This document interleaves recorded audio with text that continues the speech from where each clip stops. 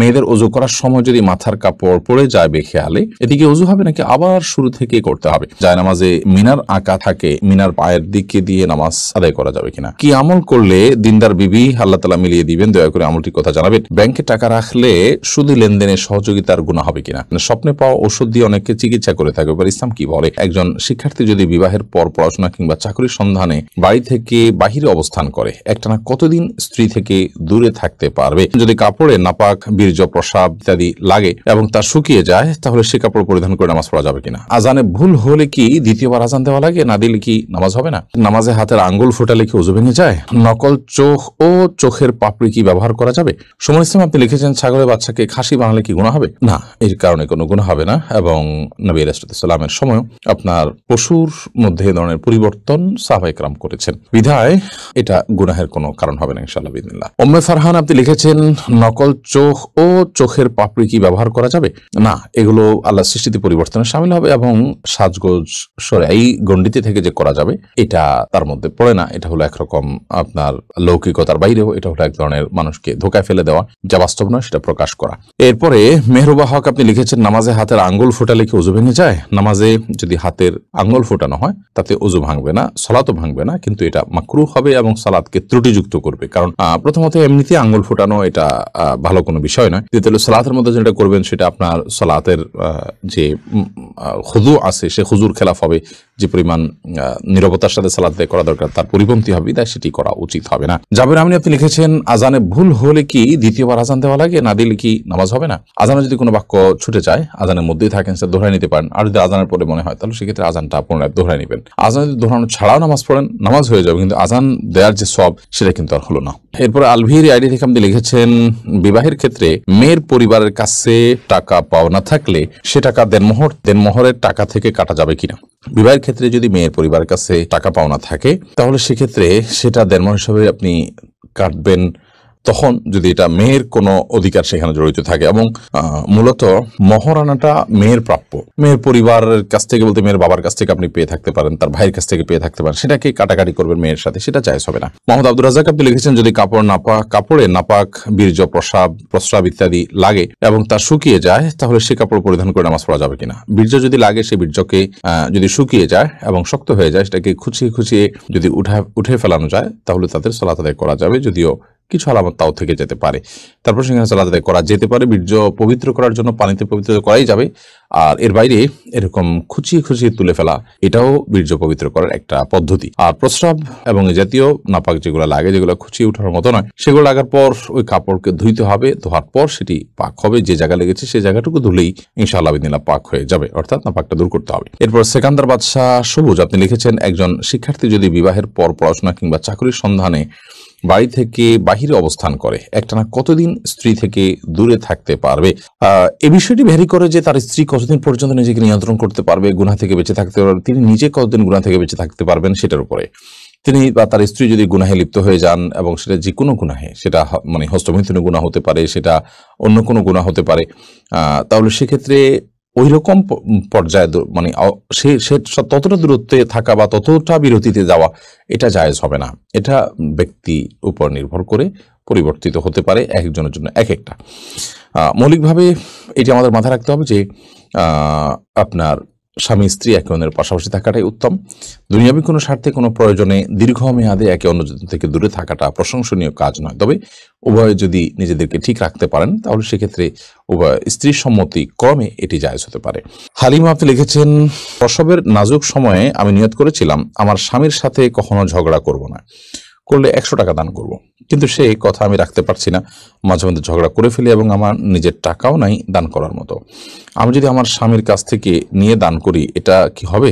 বা আমি যদি টাকা না দেই, এতে কি আমার গুনাহ হবে? আপনি আপনার স্বামীর কাছ থেকে নিয়ে দিতে পারেন, এতে কোনো অসুবিধা নেই। আর যদি আপনি টাকা না দেন, তাহলে সেক্ষেত্রে আপনার যদি মানত হয়ে থাকে এটা যে আমি এটা হলে এটা করব, তাহলে আপনাকে এটা করতে হবে। প্রয়োজন আপনি পরবর্তীতে করবেন, আস্তে আস্তে করবেন, এটা আপনাকে করে যেতে হবে। আপনি নিজে করলেও হবে, স্বামীর কাছে টাকা নিয়ে দিলেও হবে ইনশাআল্লাহ। আফরোজা শারমিন লিমু আপনি লিখেছেন, স্বপ্নে পাওয়া ওষুধ দিয়ে অনেকে চিকিৎসা করে থাকে, ইসলাম কি বলে?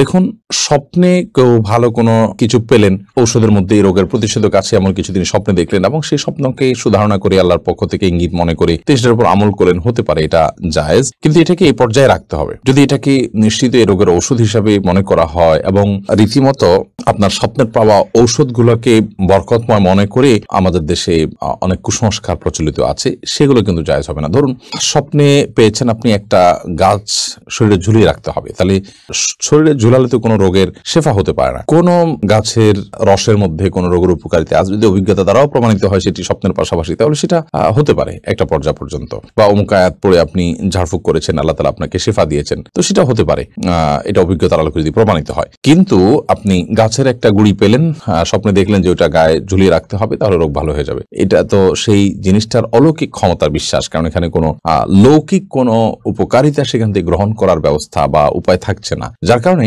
এটি কুসংস্কার। এ ধরনের কুসংস্কার আমাদের সমাজে অনেকে আছে।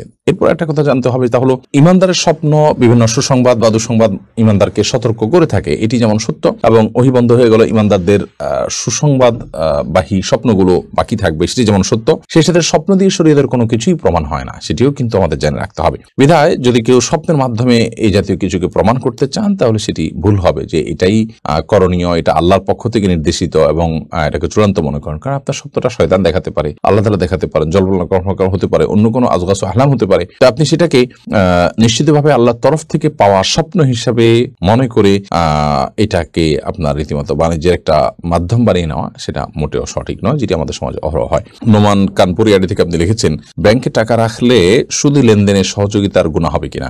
ব্যাংকে টাকা রাখতে আমরা বাধ্য আজকাল অনেকটা, কারণ আমরা নিজের বাসা বাড়িতে টাকা রাখা নানা কারণে সেফ না, তো সেফটির জন্য আপনি ব্যাংকে টাকা রাখতেই পারেন, কিন্তু ইসলামী ব্যাংকগুলোতে টাকা রাখতে হবে আপনাকে, সুদী ব্যাংকগুলোতে না রেখে। এর অন্যতম কারণ হলো সুদী ব্যাংকগুলোতে টাকা রাখা মানে হলো সুদের কারবারকে এক ধরনের প্রত্যক্ষ না হলেও পরোক্ষভাবে সহযোগিতা করা। পক্ষান্তর ইসলামী ব্যাংকগুলোতে টাকা রাখা মানে হলো আপনি সুদ যে হারাম সেটার বিরুদ্ধে যে ক্যাম্পেইন ইসলামী ব্যাংকগুলো করছে তার সাথে আপনি কিছুটা হলেও অংশগ্রহণ করা বা যোগ দেয়া। সেই জায়গা থেকে আপনি সুদী ব্যাংকেও যদি ইসলামী উইং থাকে আপনি সেখানে টাকা রাখতে পারেন, বা কোন ইসলামী ব্যাংক থাকে সেখানে আপনি টাকা রাখবেন। কিন্তু যদি বাধ্য হয়ে নিরুপায় হয়ে কেউ সুদী ব্যাংকে কোনো প্রকার লেনদেন করতে হয়, কোনো ফি জমা দিতে হয়, অথবা সেখানে কিছু টাকা রাখতে হয়, বা আপনার নিয়মিত লেনদেন করার প্রয়োজন হয় একান্ত, তাহলে সেক্ষেত্রে সেটা জায়েজ হতে পারে শুধুমাত্র নিরুপায় বা আপনার একান্ত বাধ্য সেই জায়গা থেকে, এবং এর কারণে সুদের প্রচার প্রতিষ্ঠার যে গুনাহ সেটা হবে না ইনশাআল্লাহ তাআলা। এমনি সবুজ আপনি লিখেছেন, কি আমল করলে দিনদার বিবি আল্লাহ তাআলা মিলিয়ে দিবেন, দয়া করে আমলটির কথা জানাবেন। নেককার স্ত্রী পাওয়ার জন্য নিজে নেককার হওয়ার চেষ্টা করবেন, নেককার মানুষদের সাথে উঠা বসা করবেন, সেরকম চেইন মেনটেন করবেন যারা নেককার, তাহলে তাদের মাধ্যমে আপনি নেককার স্ত্রীর সন্ধান পাবেন। সেই সাথে সূরা ফুরকান ৭৪ নম্বর আয়াতে যে দোয়া আছে সেটি পাঠ করবেন, নিজের জীবন সঙ্গী যেন নেককার হয়। রব্বানা হাব লানা মিন আজওয়াজিনা ওয়া যুররিয়াতিনা কুররাতা আয়ুন।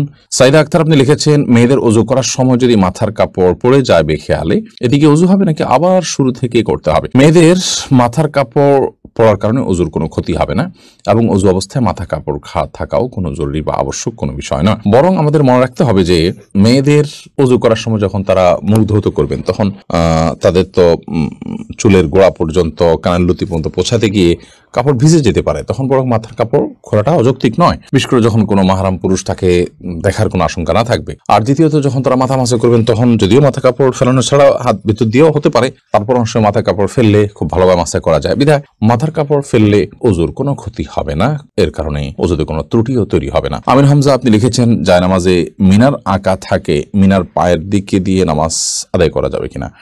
প্রথমত এই ধরনের আপনার মিনার গম্বুজ ইত্যাদি আঁকা থাকা জায়নামাজটা অ্যাভয়েড করতে পারলে ভালো। যদি সেটাতে বিভিন্ন কিছু আঁকা থাকে, তাহলে এটার দিকে তাকে সালাত আদায় করতে গেলে আপনার মনোযোগ নষ্ট হবে, মনোযোগ ব্যাঘাত তৈরি হবে, সেই জন্য এটা না করা উচিত। যদি কোনো কারণে আপনার সেটার কোনো বিকল্প না থাকে, তাহলে যাতে পায়ের নিচে না মানাতে হয় সেটা খেয়াল রাখবেন, কারণ মিনার হোক বা কাবা হোক, এটাকে আপনি পায়ের নিচে মানানোটা সম্মানজনক আচরণ হয় না তার সাথে, সেজন্য আপনি যথাসময় এটাকে মাথার দিকে রাখবেন এবং পায়ের নিচে যেন মানানো না হয় সেটাকে খেয়াল করবেন। মেহেদী হাসান আপনি লিখেছেন, নেকি ও সওয়াবের সওয়াব কি এক জিনিস? একই জিনিস। সওয়াব আরবিতে বলা হয় নেকি, সাধারণত উর্দু বা হিন্দিতে বলা হয়।